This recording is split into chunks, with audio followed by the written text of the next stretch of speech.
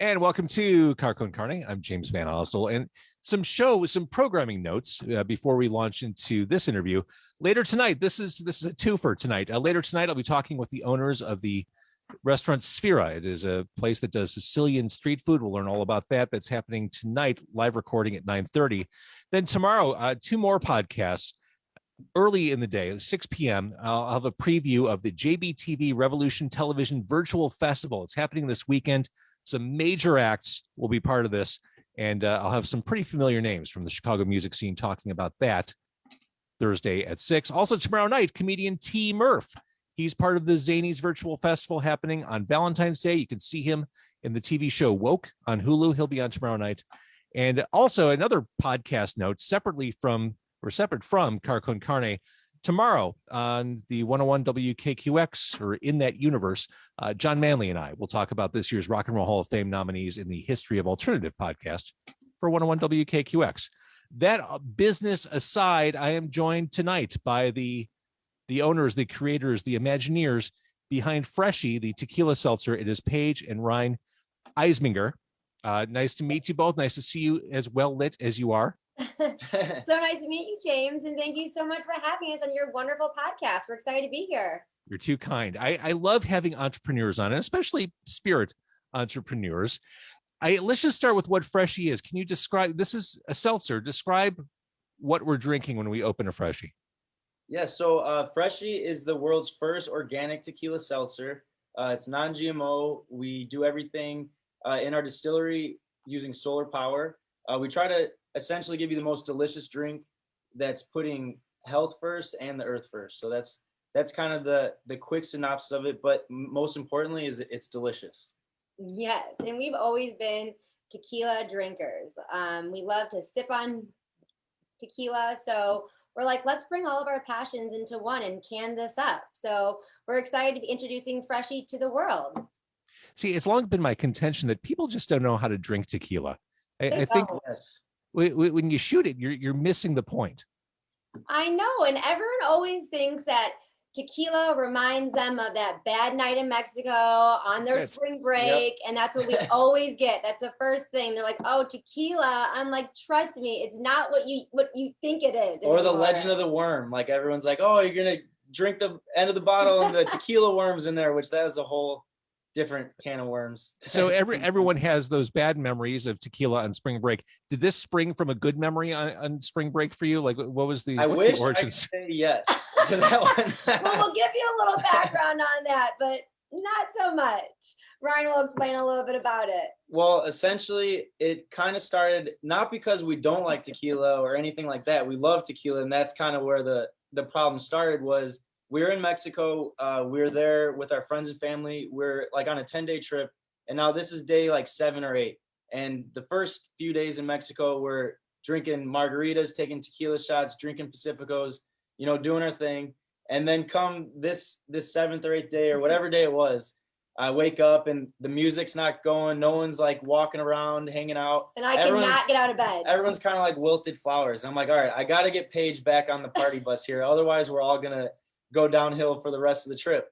And so I saw like a case of sparkling water, and Mexico has the best limes, a big bowl of fresh limes right there, agave nectar, and a big bottle of tequila. So I'm like, I got to get her hydrated, and I have to sneak some booze back in her system. So hair on the dog, right? So exactly. I got it on ice, got it nice and cold with the sparkling water, poured some tequila in there, and then squeezed some fresh lime, a little drizzle of agave nectar. And I gave it to her, and I made one for myself, not really knowing what I was doing. I just was like, I got to get hydrated, and I need to kick this hair of the dog. So basically, all of our friends were like, well, you guys seem to be feeling better. Make me one of those. Like, let me get one of those tequila waters. And then from there, I pretty much went home and never stopped making these by hand, like in the backyard at barbecues and stuff. And so what you're saying is it's medicinal. It is. Yeah, we do say that too. We tell this to everybody. We're like, not only is it stimulant, but it's also medicinal, and it's a proven fact that it is. We're not allowed to say that though. Freshie's not saying that, but look up the John Hopkins studies. There's stuff about red wine and tequila being some of the best alcohol for you. So you get back home, you're making this recreationally. At what point did you think, I think this could be a business? Well, it took a lot of Freshies being made. Actually, we got married about 3 years ago in Mexico, and we had a big Freshie bar. And our menu, when we were picking it all out, we had all this liquor on there, and I was like, cross that out, cross that out. We just need a lot of tequila. And the people that were helping us plan our wedding were literally like, you don't need this much tequila. I'm like, trust me, we do. So we ended up flying through all the tequila, and then when we came home, all the family parties, Ryne was just MIA because he was making them for everybody. And everyone was like, not only am I having the best night on this drink, but also I'm waking up the next day with no hangover or anything. So then all of a sudden, like a light bulb went off, and we're like, you know what? Not only do our friends and family need to enjoy this, but the rest of the world needs to enjoy a Freshie. So that's when we just set out to see what we can do and how we can actually bring Freshie to life and make our dream a reality. So you've entered a market that, just from the outside looking in, seems highly competitive. The seltzer market seems like there's no room to breathe at this point. How do you wedge your way through this? You know, we actually feel like we didn't jump in a crowded seltzer market or category per se. We kind of feel like we created our own category. Freshie is spirit-based with organic ingredients, so we are really unlike the rest of the industry. So we are not another Me Too product. We are health-conscious consumers. Whenever we eat, we've always ate organic. We've always read labels and stuff like that, and it's always been like a running joke with our family is that we might have not had a pot to piss in, but we always bought organic. So we were like, why should that stop there? Why should we stop at our food? You know, we work out, we're health conscious, but we like to have fun. And we're not denying that we like to drink. So it's like, why not, if we're going to buy, organic apples, we might not buy 6 organic apples. Maybe we only buy 2 of them because they're expensive. But why stop with your food when you know you're going to drink and party and have fun? So why not try to combine both of those lifestyle, variables into one? And also, a lot of the seltzers that are out there, I'm not trying to name like our competitors or anything, but a lot of them are malt based. So they're made with fermented sugar.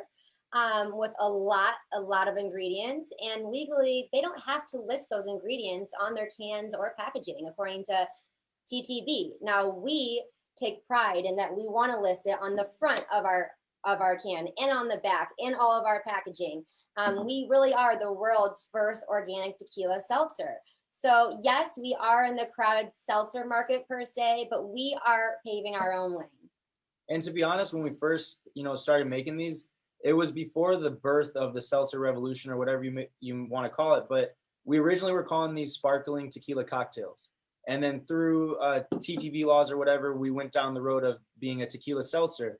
But so really, it was kind of a blessing that this seltzer revolution happened, because when we first started working on this as a brand and a drink, we're like, is this going to be something that we're going to sell directly to customers, or are bars and restaurants going to actually carry a tequila seltzer instead of just making it themselves, And so, the behemoths of White Claw and Truly and brands like that kind of did pave a way for the little guys like us to come stand out and be a unique brand that differentiates ourselves as organic and sustainable, and pretty much putting some of the stuff that we care about as people into this brand as a product. So that situation it's the business cliche of the rising tide lifts all boats. Yep. That works to your advantage. Analogy. How long did it take to get the final product recipe right? How drunk did you get in that discovery process? Boy. It took a long time, about 3.5 years in the making. Yep. It went from, being a dream of ours, but then at the same time, we didn't know where to go from there. We didn't have a distillery, and tequila is like champagne. It needs to come from Champagne of France. Well, tequila needs to come from Mexico, pretty much. Yeah, the highlands of Jalisco. So we didn't know where to start. We had to find a distillery that believed in everything that we believed in, and first and foremost was organic. And so when that happened and all the stars kind of aligned, it was like, okay, we have to do this. When we finally met our partners and our distillery, and they believed in everything that we believed in, and they were already doing it prior to everything that like we wanted them to do. They were already doing it. And it's kind of funny because we always joke about here in the States, like, anything good, like we have to market it. If you're organic, it needs to be like marketed or solar powered. Well, they're doing all these things, but on the down low, because they just want to do it. It's better for you. And they know that. And so they were already doing everything that, we wanted them to do. So it was a perfect partnership that ended up being a dream of ours. We literally could not have even imagined it going any better than it has. Can you hold up either one of the cans or that 4-pack to the camera? Yeah. I want people to see. It's such a fun, vivacious, kind of old school logo. I'm a fan of the packaging. It really, I mean, you're smart. It jumps off the shelf. It says, "Hello, I'm a beverage you should take a look at." Yep. Exactly. And that's kind of how Ryne and I are. We are very outgoing, energetic, loud people. And like I'm not as loud as my wife here, but.